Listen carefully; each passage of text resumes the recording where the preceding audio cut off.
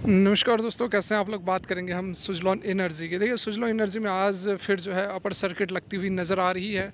5% की upper circuit लग गई है और खबर भी बहुत ही बड़ी यहाँ निकल कर आ रही है। उससे पहले चार्ट पैटर्न भी बहुत ही सॉलिड बनता हुआ नज़र आ रहा है।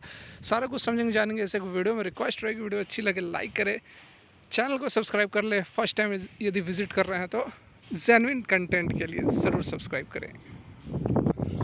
तो यहाँ पर सबसे पहले यदि हम चार्ट पैटर्न की बात करें तो देख सकते हैं कि जैसे कि मैं आपको हमेशा से बताते आ रहा था कि एक जो रेंज है कंसोलिडेशन का, उसको ब्रेकआउट करना बहुत ही ज़्यादा ज़रूरी है, जो कि 18 रुपये 60 पैसे पर ऊपर की और नीचे की ओर जो इस लेवल पर 16.5 रुपये या फिर कह सकते हैं 70 रुपये के आसपास बन रहा था।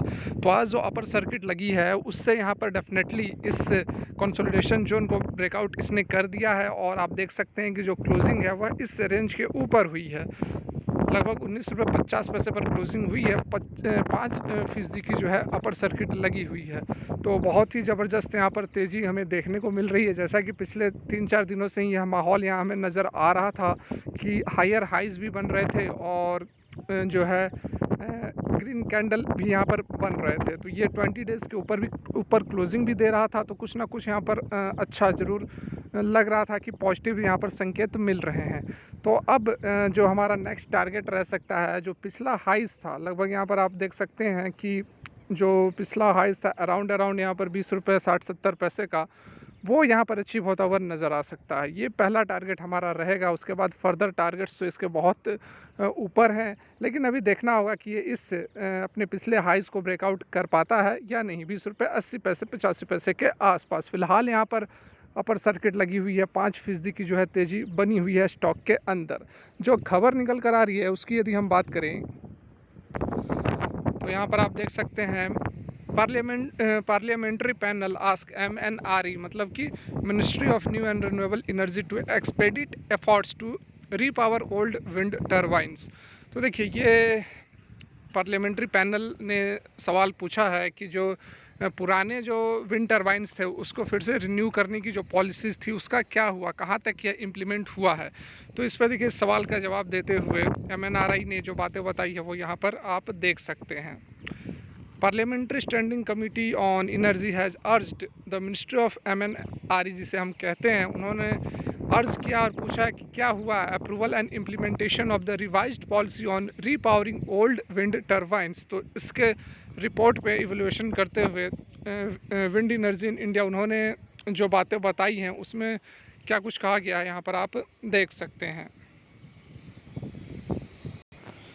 रिपोर्ट में कहा गया है कि जो मैक्सिमम विंड एनर्जी पोटेंशियल है वह 7 से 8 स्टेट्स के अंदर ही कंसंट्रेटेड है और जिसमें कि काफ़ी जो है वह पुराने हो गए हैं। इनएफिशिएंट जो विंड टर्बाइंस जिसके थ्रू इलेक्ट्रिसिटी जनरेट की जाती है वो पुराने और इनएफिशिएंट हो गए हैं और इनका जो it recommended that replacing the old turbine with advanced more efficient ones to maximize natural resources and land uses। तो इस कमिटी ने एडवाइस किया है कि जो पुराने टर्बाइंस हैं उसको रिप्लेस किया जाए और नए लगाया जाए, जिससे कि मैक्सिमम जो है वह यूटिलाइज़ की जा सके लैंड और जो भी रिसोर्सेज हैं।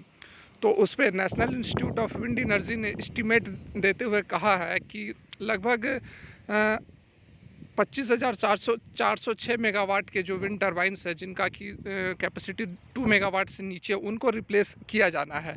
It recalled that a repowering policy was issued in 2016 and a revised policy has been prepared based on stakeholders feedback.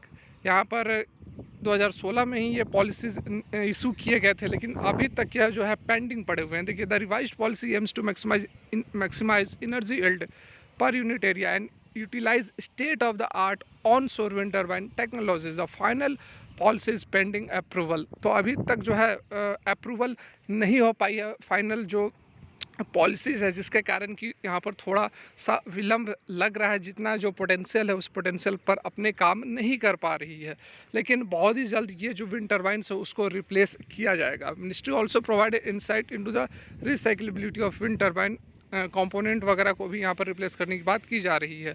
उसके साथ में यह भी आप यहाँ देख सकते हैं जो विंड एनर्जी की पोटेंशियल है अभी तक अपने फुल फ्लेज पर नहीं आ पाई है, तो उस पर भी रिस्पांस देते हुए कमेटी ने कहा कि इस तरह के कुछ स्टेप्स लिए गए हैं जिससे कि विंड एनर्जी को प्रमोट किया जा सके, जिसमें कि trajectory for wind renewable purchase obligation है, कस्टम ड्यूटी में कंसेशन है और पॉलिसीज़ भी बनाई जा रही हैं जिससे कि repowering and offshore wind development की जा सके।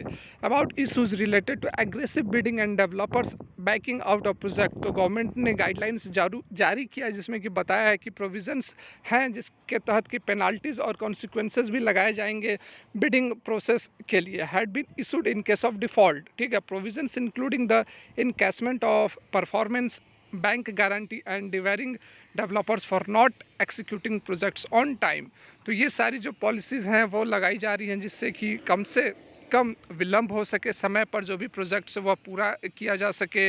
अगर नहीं होता है तो उस पर कंसिक्वेंसेज, उस पर पेनाल्टीज़ वगैरह सारा कुछ यहाँ पर लगाने का जो प्रावधान है वह कंप्लीट कर लिया गया है और बहुत ही जल्द इस पॉलिसी को लागू कर दिया जाएगा। और जैसी ये पॉलिसी लागू होगी तो उसके बाद से जो पुराने विंड टर्बाइन्स हैं, कंपोनेंट्स, उसको रिप्लेस किया जाएगा और नए नए जो पॉलिसीज़ हैं उसके थ्रू बिडिंग्स वगैरह भी आसानी से की जा सकेगी और ऑन टाइम पे जो भी प्रोजेक्ट्स कंपनियों ने लिया है उसको ऑन टाइम पूरा करेगी। तो बहुत ही अच्छी यहाँ पर MNRE मतलब ministry of new and renewable energy की तरफ से स्टेप्स लिए गए हैं जिसको बहुत ही जल्द जो है अप्रूवल मिल जाएगा और उसके बाद सुजलॉन एनर्जी जो है बहुत ही ज़बरदस्त तेज़ी से भागता हुआ नज़र आएगा। फिलहाल के लिए वीडियो यहीं तक, अच्छी लगी हो तो लाइक करके हमें मोटिवेट करें। Thanks for watching, have a good day.